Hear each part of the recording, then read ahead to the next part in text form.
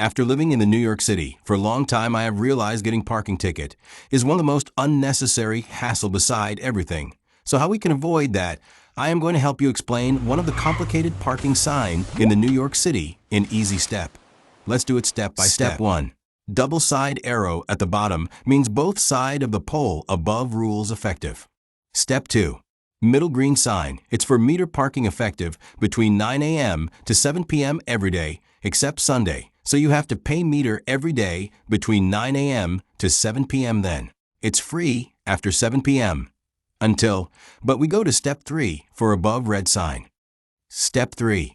Black moon sign mean it's effective at night. So when days are listed Tuesday, Thursday, and Saturday between 3 a.m. in the morning to 6 a.m. So remember, if you are standing there Friday night after 3 a.m., you have remove your car, cause then it's Saturday. Basically can't leave your car at night these days Friday, Monday, and Wednesday, cause these nights after 12 is next day, and sanitation will issue ticket if you leave your car.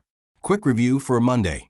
I can park free between 6 a.m. to 9 a.m., then pay meter until 7 p.m., then again free until 3 a.m. as it's turned into Tuesday. Then have to remove between 3 to 6 a.m. for street cleaning. Remember, sanitation tickets are starting $65 US. Leave comment if any confusion, I will try to answer.